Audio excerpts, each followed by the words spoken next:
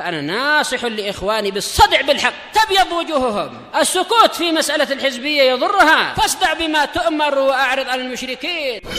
سلامي على دماج ورجالها والشيخ يحيى ودار العلم يا سعد بانيها. Bismillahirrahmanirrahim. Alhamdulillahi rabbil alamin. Asyhadu an la ilaha illallah wahdahu la syarikalah wa asyhadu anna Muhammadan abduhu wa rasuluh. Allahumma shalli ala Muhammadin abdika wa rasulik wa ala alihi wa ashabihi ajma'in, amma ba'd.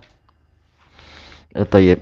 Untuk yang faedah dari Imam As-Sa'di cukup. Kita ambil faedah dari yang disebutkan oleh Syekhuna Muhammad Al-Harari rahimahullahu ta'ala. Jadi rangkaian perjanjian yang Allah ambil dari Bani Israel di sini memberikan beberapa faedah. Yang pertama adalah faedah dari sisi peribadatan. Maka termasuk dari syarat ibadah adalah seorang hamba menyendirikan peribadatan hanya untuk Rabb-nya saja. Beribadah hanya kepada Allah saja. Dan memurnikan Allah dari segala maksud, yaitu pada segala maksud. Seluruh matlamat kita tujuannya adalah untuk Allah semata, bukan untuk yang lain-lain. Maka barang siapa di dalam peribadatannya itu justru memikirkan makhluk, ingin mencari pujian dan sanjungan dari makhluk, ingin agar para makhluk menaati dirinya, yaitu menginginkan di dalam ketaatannya itu mendapatkan keuntungan duniawi di samping juga ukhrawi, atau dia itu amalannya itu disusupi oleh suatu campuran, maka orang ini jatuh dari martabat keikhlasan karena melihat diri sendiri, melihat keperluan diri sendiri. Walaupun ungkapan para ulama yang lain lebih baik, yaitu apa? Karena melihat kepada makhluk, menginginkan sesuatu dari makhluk, yaitu pujian mereka dan sebagainya. Adapun untuk kepentingan sendiri, jelas telah dijelaskan oleh Syekhul Islam dan Ibnul Qayyim, kita ibadah dengan ikhlas juga karena untuk kepentingan sendiri, dalam artian untuk agar kita selamat dari neraka dan agar kita mendapatkan ridho Allah. Jadi hakikatnya memang untuk kepentingan diri sendiri, untuk keselamatan diri sendiri. Yang penting ibadahnya kepada siapa dan untuk siapa? Untuk Allah Ta'ala. Baik, ungkapan yang disebutkan oleh dua imam besar tadi lebih baik dari yang beliau sebutkan. Tapi kita paham yang beliau maksudkan. Intinya adalah hanya untuk Allah dan akhirat, bukan untuk duniawi dan pujian para makhluk. Kemudian yang kedua adalah berbuat kebajikan kepada kedua orang tua. Yang mana Allah Ta'ala mengagungkan hak kedua orang tua. Dari sisi Allah Ta'ala menggandengkan hak dirinya dengan hak kedua orang tua di sejumlah ayat Al-Quran. Yang demikian itu karena pemunculan pertama, pertumbuhan pertama itu datangnya dari Allah. Yaitu apa? Yaitu terciptanya makhluk, terciptanya si anak ini adalah dari ketetapan Allah Ta'ala. Adapun pertumbuhan kedua, yaitu apa? Pendidikannya, perawatan dan sebagainya itu dari sisi kedua orang tua. Dengan izin Allah tentunya. Baik. Makanya dikatakan oleh sebagian ulama ada 3 ayat yang turun, yang di situ bergandengan dengan antara hak Allah dengan hak kedua orang tua. Yang pertama adalah firman Allah Ta'ala, wa ati'ullaha wa ati'ur rasul. Tapi berarti bukan hanya orang tua ya. Wallahu alam, di sini disebutkan demikian. Yang kedua adalah anishkurli wali walidaik. Dohirnya ini berarti lebih umum. Yaitu apa? Ada 3 ayat yang bergandengan antara Allah dengan sebagian makhluk. Itu lebih umum. Yang pertama adalah Allah dan Rasul. Wa ati'ullah wa ati'ur Rasul. Yang kedua ini, anishkurli wali walidaik. Bersyukurlah kepadaku dan kedua orang tuamu. Yaitu Allah dengan apa? Digandengkan dengan orang tua. Dan ini ada 3 ayat sendiri untuk Allah dengan orang tua. Yang ketiga, wa aqimus sholata wa atuz zakah. Tegakkan salat, ini hak Allah, dan tunaikanlah zakat. Ini adalah hak para fuqara dan seterusnya. Tayyib. Yang mana kata beliau menukilkan dari ucapan para ulama, yang satu tidak diterima kecuali kalau bergandengan dengan yang kedua. Tetapi beliau mengatakan yuqal, dikatakan, menunjukkan betapa pentingnya masalah ini. Tetapi untuk dikatakan sampai kalau satu tidak dipenuhi maka yang lain tidak diterima, ini tentunya apa? Perlu diperinci lagi. Ayat pertama betul, taat pada Allah dan taat pada Rasul tidak boleh dipisahkan. Karena apa? 2 kalimat syahadat tidak boleh dipisahkan. Kalau ini tidak dilakukan, maka apa? Yang pertama boleh jadi tidak diterima. Boleh jadi, tapi bukan berarti tingkatannya sama. Baik. Kemudian yang kedua, bersyukur pada Allah dan bersyukur pada orang tua. Jelas, kita tidak menjadikan itu sebagai syarat. Barang siapa tidak bersyukur pada orang tua, maka syukur dia pada Allah tidak diterima. Ini lain-lain ibadah, yaitu apa? Jenis ibadah lain-lain. Kemudian juga menegakkan sholat dan membayar zakat. Tidak boleh dikatakan barang siapa tidak membayar zakat maka sholatnya tidak sah. Ini lain-lain. Cuma apa yang betul adalah yaitu menunjukkan betapa pentingnya gabungan 2 perkara ini. 2 perkara yaitu hak Allah dengan hak makhluk, tanpa menjadikan itu sebagai syarat sah. Tapi makanya beliau tidak mengatakan ini pendapat saya, tapi yuqal, dikatakan, menunjukkan pentingnya masalah ini. Kemudian bagaimana cara berbuat kebaikan kepada kedua orang tua, yaitu mempergauli mereka dengan cara yang baik. Kemudian juga bersikap tawadhu kepada kedua orang tua, rendah hati, menjalankan perintah mereka berdua. Kemudian menjalin hubungan dengan orang-orang yang mereka cintai. Dan juga mendoakan ampunan setelah wafatnya mereka berdua. Tentunya ini tidak disyaratkan setelah mati. Karena apa? Orang yang hidup pun sangat memerlukan pengampunan.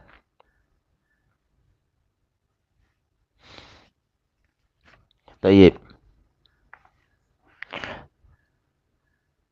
Kemudian setelah itu, setelah itu mana? Beliau langsung pindah kepada yaitu yaitu mengingatkan tentang anak-anak yatim. Kemudian beliau menukilkan beberapa dalil tentang keutamaan memuliakan anak yatim. Ana wa kafilul yatim kahataini fil jannah. Saya dan orang yang menanggung nafkah anak yatim itu seperti 2 jari ini di surga. Lalu beliau mengisyaratkan jari telunjuk dan jari tengah, yaitu tidak ada pemisah. Jari telunjuk setelahnya memang jari tengah, yaitu betul-betul derajatnya sangat dekat dengan derajat Nabi di surga. Cuma tentunya jari telunjuk lebih tinggi daripada jari tengah. Sebagaimana disebutkan di sini, jari tengah tetap paling panjang. Maka jelas derajat Nabi itu paling tinggi, lebih tinggi dari yang lain. Cuma ini menunjukkan betapa anak-anak yatim itu sangat memerlukan bantuan. Maka orang yang membantu anak yatim, dia itu posisinya adalah sangat tinggi. Tayyib, siapa yang paling membantu? Berarti siapa yang paling membantu anak yatim? Jelas ayahnya ketika si ayah masih hidup, yaitu ayah dan ibunya. Tayyib. Berarti dari sini tahulah kita betapa besarnya derajat, betapa tingginya derajat dan betapa besarnya jasa kedua orang tua. Tayyib. Ketika mereka tidak ada, baru penjamin anak yatim. Menunjukkan yang asal untuk menutupi keperluan anak-anak yatim tadi adalah orang tua. Menunjukkan betapa besarnya jasa orang tua. Tayyib. Kemudian yang berikutnya adalah berbuat kebajikan kepada orang-orang miskin. Siapakah orang miskin? Yaitu alladzina askanat humul hajah wa dzallalathum. Maka dikatakan yaitu apa? Masakin, yaitu apa itu? Maskanah. Orang yang dibuat tenang oleh keperluan dan dihinakan oleh keperluan tadi. Menjadi apa? Menjadi tenang, nggak mampu kemana-mana karena duit tidak ada, biaya tidak ada. Maka dari itu Rasulullah SAW sangat meninggikan derajat orang-orang yang mengurusi anak-anak, mengurusi orang-orang miskin. Kemudian beliau menyebutkan hadis as-sa'i 'alal armalah wal masakin kal mujahidi fi sabilillah. Orang yang mengurusi keperluan janda dan keperluan orang-orang miskin, dia itu bagaikan mujahid di jalan Allah. Dan Al-Qurtubi punya syarah bagus di dalam mensyarah hadis ini, punya kalam yang bagus. Kemudian beliau menukilkan bahwasanya Tawus bin Kaisan rahimahullah memandang bahwasanya mengurusi keperluan para akhwat, saudari-saudari perempuan, ini lebih utama daripada jihad fisabilillah. Baik. Kemudian di antara faedah yang diambil dari perjanjian dengan Bani Israel adalah ucapan yang baik. Wa qulu linnasi husna. Baik. Manakala seorang hamba telah menyelesaikan hak peribadatan kepada Allah, dan juga dia telah membuat umum belas kasihan dan kasih sayang dia kepada kedua orang tua, juga kepada yang lain-lain, yaitu apa? Orang miskin tadi disebutkan. Maka dia harus untuk mengucapkan kata-kata yang baik kepada umat manusia. Di antaranya adalah memerintahkan kepada yang ma'ruf, melarang dari yang mungkar, mendakwahi mereka dengan hikmah, dengan mau'izah hasanah ke jalan Allah Ta'ala, membimbing mereka kepada jalan yang benar, dan berakhlak kepada mereka dengan akhlak yang bagus. Dan ucapannya adalah ucapan yang lembut, wajah yang cerah ceria di hadapan orang yang berbakti dan orang yang jahat, di hadapan sunni dan mubtadi. Tentunya ini keliru. Ini perlu apa? Perlu diperbaiki, karena telah banyak nas-nas dan dinukilkan ijma. Kalau untuk mubtadi maka case-nya lain. Cuma memang kita tahu sebagian masyayikh zaman sekarang mereka memandang setiap pelaku bid'ah dikatakan mubtadi, dan itu keliru tentunya. Orang awam berbuat bid'ah tapi nggak dikatakan mubtadi. Mubtadi itu yang sudah tegak hujjah dan menentang. Baik, jelas kalau orang awam walaupun berbuat bid'ah, tetap mereka disikapi dengan lembut, dibimbing dengan baik-baik, dipahamkan dasar-dasar syariat dan sebagainya. Taib. Kemudian kata beliau, tanpa melakukan mudahanah. Mudahanah ma'ruf, dijelaskan oleh para ulama, dijelaskan oleh Al-Munawi, yaitu apa? Melakukan sebagian perkara mungkar atau meninggalkan sebagian perkara yang ma'ruf demi mencari ridha pelaku kebatilan. Nah, beliau mengatakan nggak boleh melakukan itu. Dan tanpa mengucapkan perkataan yang nanti disangka dia meridhoi madhab si mubtadi tadi. Dan memang tidak boleh. Tidak boleh apa? Bersikap kemunafikan. Kita katakan perbuatan Anda keliru, tinggal apa? Dibimbing baik-baik. Tanpa kita mengatakan, oh itu betul, oh itu baik. Nggak boleh. Baik. Apa alasan beliau? Karena Allah Ta'ala berfirman kepada Nabi Musa dan Nabi Harun alaihi wassalam, wa qula lahu qawlan layyina. Dan ucapkanlah oleh kalian berdua kepada Fir'aun dengan perkataan yang baik. Bukanlah kita ini lebih mulia, lebih utama daripada Musa dan Harun. Dan orang yang jahat tidaklah lebih hina daripada Fir'aun. Ini kata-kata yang bagus. Cuma apa? Kalau untuk diarahkan ke mubtadi, tentunya tidak tepat. Karena case-nya lain. Karena Allah Ta'ala tidak hanya menurunkan ayat ini. Allah Ta'ala juga menurunkan ayat yang lain yang menukilkan ucapan Musa setelah mengetahui pembangkangan Fir'aun. Musa mengatakan apa? Wa inni la'adhunnuka ya Fir'aunu masbura. Dan sesungguhnya aku menyangka engkau wahai Fir'aun, engkau orang yang binasa. Ini bukan ucapan lembut. Ini ucapan yang keras dan kasar. Ini menunjukkan bahwasanya ayat bukan hanya satu. Ayat perlu dijelaskan oleh ayat yang lain. Pertama, dakwah lembut. Tapi ketika orangnya menentang, pakai apa? Cara yang berikutnya. Baik. Tidak ada buku yang sempurna, buku-buku tulisan manusia. Nah, ini ucapan beliau perlu apa? Dalil yang beliau datangkan perlu dikhususkan dengan dalil-dalil yang lain. Baik. Adapun yang layak digunakan untuk case penggunaan ucapan yang lembut yang dinukilkan dari kisah Nabi Musa dan Nabi Harun, ini adalah yang terkait dengan orang yang bukan mubtadi. Kalau mubtadi itu dalilnya lain, ada dalil yang khusus tentang ini. Banyak sekali. Baik. Makanya diriwayatkan dalam biografi Harun ar-Rasyid, ada seorang khawarij mengatakan, wahai Amirul Mukminin, saya ingin menasihati Anda dan saya akan mengucapkan kata-kata kasar. Jadi Anda harus sabar. Maka Harun ar-Rasyid mengucapkan apa? Ayat ini. Allah Ta'ala berfirman kepada Musa dan Harun, faqula lahu qawlan layyina. la'allahu yatadzakkaru aw yakhsha. Ucapkan kepada dia perkataan yang lembut, semoga dia sadar atau merasa takut. Lalu Harun mengatakan apa? Saya tidak lebih buruk daripada Fir'aun walaupun sama-sama raja. Dan engkau tidak lebih baik daripada Musa dan Harun. Nah, baru apa Khawarijnya sadar, oh iya betul. Ini bukan mubtadi, Harun adalah khalifah yang terbaik dari Bani Abbasiyah. Tidak layak untuk dikasari. Baik. Lalu beliau mengatakan di sini Allah memerintahkan Musa dan Harun untuk mengucapkan kata-kata yang lembut kepada Fir'aun. Maka masuk di dalam ayat ini, akhirnya ayat ini entah kembali ke masalah Musa dan Harun atau ke keumuman ayat kita ini, wa qulu linnasi husna, ucapkan yang baik kepada umat manusia. Masuk di dalamnya adalah Yahudi dan Nasara. Berarti maka bagaimana dengan mubtadi, yaitu dia masih muslim. Ini syubhat. Yang betul adalah memang dalilnya umum tapi telah dikhususkan oleh dalil-dalil yang lain. Baik. Makanya memang kita bukan hanya belajar tafsir, kita juga perlu belajar usul fikih. Ada dalil yang umum lalu dikhususkan. Baik. Kemudian setelah itu kita masuk kepada faedah-faedah yang terkait dengan balaghah, sastra di dalam rangkaian ayat ini. Di antara beliau, ayat-ayat ini, beliau mengatakan bahwasanya ayat-ayat ini menyebutkan beberapa jenis balaghah.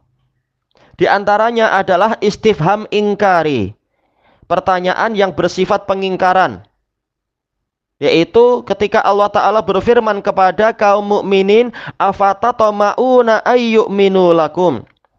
Apakah kalian masih berhasrat agar orang-orang ahli kitab itu percaya pada kalian? Ini istifham ingkari.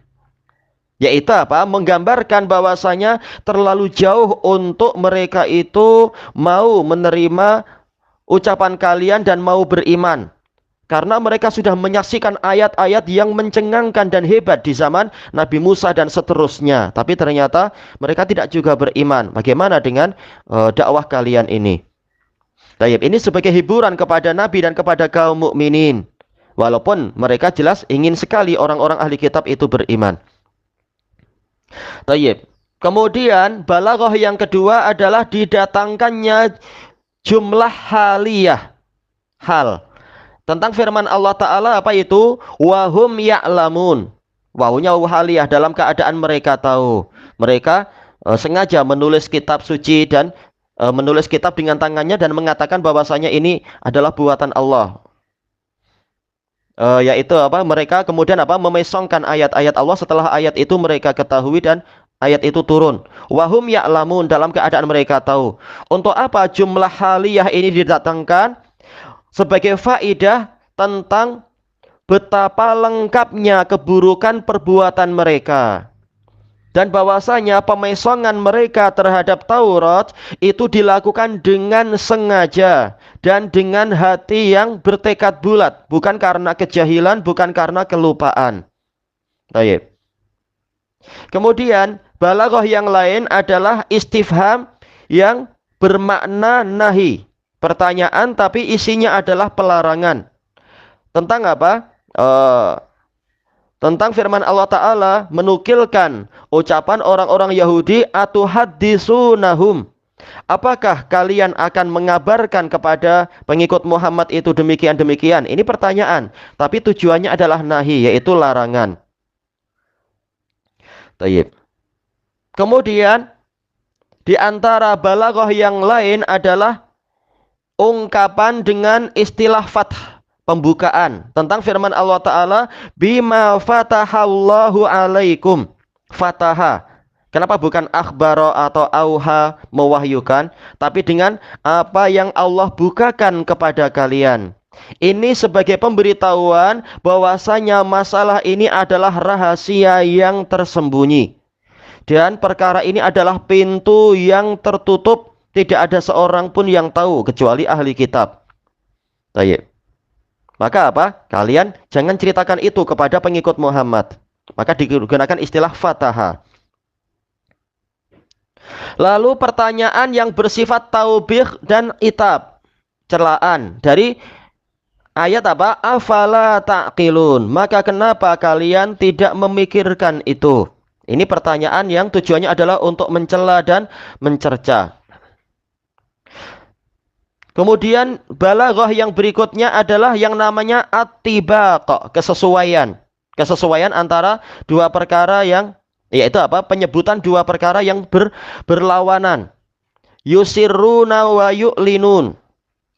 Awala ya'lamuna annallaha ya'lamu ma yusirruna wa ma yu'linun. Yusirrun, mereka merahasiakannya. Yu'linun, mereka umumkan. Nah, digabungkan dua kata yang berlawanan. Tayyib. Ini dikatakan sebagai tibak al-ijab, yaitu apa? Kesesuaian, tibak. Kesesuaian antara dua perkara, yaitu disebutkannya dua perkara yang saling bertentangan dalam satu kalimat. Kemudian penyebutan aidi, tangan. Tentang di dalam firman Allah Ta'ala, yaktubunal kitaba bi aidihim. Mereka menulis kitab dengan tangan-tangan mereka. Padahal kita tahu bahwasanya penulisan itu tidak terjadi secara umum, secara fitrahnya, kecuali dengan tangan. Tapi untuk apa ditambahi lafaz yaktubunal kitab bi aidihim? Kata beliau, ini untuk menolak adanya persangkaan barangkali ini majas saja. Karena boleh jadi orang itu, yaitu si pendeta itu, memerintahkan muridnya untuk menulis. Dia mengimlakkan, mendiktikan. Baik, maka manakala Allah mengatakan bi aidihim, maka di sini Allah menegaskan bahwasanya memang merekalah yang secara langsung menulis kitab tersebut. Jadi memang ini menunjukkan memang betapa sudah matinya hati mereka. Sampai berani untuk berbuat secara langsung kemaksiatan yang sangat besar itu.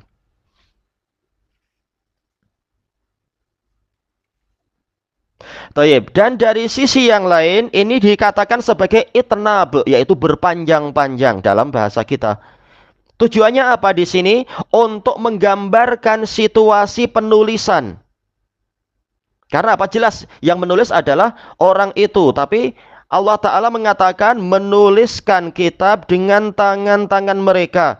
Seakan-akan kita disuruh menggambarkan, yaitu tergambarkan di pikiran kita bagaimana mereka itu sedang menulis kitab tersebut. Sebagaimana itulah terjadinya. Dan di sini Allah Ta'ala betul-betul menjasadkan istilahnya, yaitu apa? Mewujudkan berita tadi di telinga orang yang mendengar sampai seakan-akan dia menyaksikan itu. Baik. Kalau sekarang mungkin orang dengan apa? Cara VR itu ya, virtual reality. Betul-betul seakan-akan digambarkan di depan dia. Dan untuk mencatatkan perkara itu pada mereka, betul-betul tercatat. Maka disebutkan secara terperinci di sini oleh Allah Ta'ala. Betul-betul kita diajak untuk menggambarkan itu. Kemudian balaghah yang berikutnya adalah yang dinamakan dengan isti'arah tasrihiyah, yaitu peminjaman yang jelas, meminjam lafaz untuk menggambarkan perbuatan tadi. Dari firman Allah Ta'ala, liyashtaru bihi samanan qalila. Untuk mereka membeli dengan penulisan tadi harga yang banyak, harga yang sedikit. Baik. Apa yang diinginkan dari membeli di sini yaitu mencari ganti. Untuk apa mereka melakukan itu, menulis kitab dengan buatan sendiri mengaku ini dari Allah demi mendapatkan keuntungan duniawi yang tidak seberapa. Nah, ini dikatakan sebagai membeli. Walaupun kalau mereka ditanya Anda membeli kah? Enggak. Tapi ini istilah saja. Karena terjadi istibdal, mencari ganti. Kemudian balaghah yang berikutnya yang dikatakan sebagai tikrar, pengulangan. Dari firman Allah Ta'ala, fawailul lilladzina yaktubunal kitaba bi aidihim. Lafaz fawail, kecelakaan. Dan yang berikutnya, fawailul lahum mimma katabat aidihim. Muncul wail lagi. Dan juga firman berikutnya, wawailul lahum mimma yaksibun. Kenapa sampai diulang wail 3 kali di sini? Litaubihi wat taqri, untuk mencerca dan menghardik dan demi menjelaskan bahwasanya kejahatan mereka itu mencapai kemuncak tertinggi dari keburukan dan kejelekan. Baik. Kemudian yang berikutnya adalah sindiran. Ketika Allah Ta'ala berfirman, bala mangkasaba sayyi'ah. Ini sindiran. Karena asal dari kasab, asal dari mata pencaharian. Kasab adalah mata pencaharian, pekerjaan. Hakikatnya adalah untuk mendatangkan manfaat. Tapi di sini Allah mengatakan kasaba sayyi'ah, yaitu mencari keburukan. Jelas orang kalau ditanya Anda mencari keburukan kah? Dia nggak akan mengatakan itu. Dia akan mengatakan, oh saya cari keuntungan. Tapi Allah menggambarkan itu sebagai kasab. Karena apa? Karena hakikatnya yang mereka lakukan ini tujuannya mencari manfaat, tapi justru yang didatangkan adalah madarat. Tayyib. Kemudian ada isti'arah tasrihiyah yang lain, yaitu apa? Meminjam istilah dengan firman Allah Ta'ala, wa ahatat bihi khati'atuh. Kesalahan-kesalahannya itu sampai mengepung dirinya. Di sini Allah Ta'ala menggunakan atau meminjam ihatah, yaitu pengepungan, yang sebenarnya asalnya adalah untuk semacam pengepungan musuh atau pengepungan dinding-dinding benteng. Nah, di sini dipinjam untuk apa? Menggambarkan betapa kesalahan-kesalahan yang mereka perbuat itu sampai menyelimuti mereka. Kesalahannya itu sampai mengalahkan kebaikannya, mengepung mereka dari segala sisi. Kemudian balaghah yang lain adalah isyarah bi unwanil jama', yaitu mengisyaratkan menggunakan isim isyarah, tapi apa? Dengan pola jamak padahal asalnya adalah mufrad. Tentang firman Allah Ta'ala, faulaika ashabun nar, ulaik. Karena apa? Dilihat dari sisi makna, karena pelakunya banyak. Orang-orang Yahudi jelas banyak. Padahal semula adalah man. Mangkasaba sayyi'ah. Man ini mufrad. Makanya manakala dia mufrad, fi'il yang dipakai juga mufrad, kasaba, bukan kasabu. Karena sekarang yang dilihat adalah dari sisi lafadznya. Nah, yang terakhir berpindah kepada jamak karena dilihat dari sisi maknanya. Baik. Kemudian ada pola balaghah yang namanya muqabalah, yaitu saling berhadapan.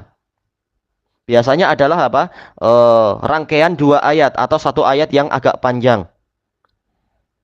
Ketika Allah Ta'ala menceritakan orang yang celaka dan orang yang beruntung. Di dalam firman-Nya, fa'ulaika ashabun nar. Dan dalam firman-Nya, ulaika ashabul jannah. Taib, ini namanya muqabalah, berhadapan antara orang yang celaka dan orang yang beruntung. Kemudian balaghah yang berikutnya adalah penggunaan huruf fa. Faulaika ashabun nar, maka mereka itulah para penghuni neraka. Sementara untuk surga Allah tidak mendatangkan fa.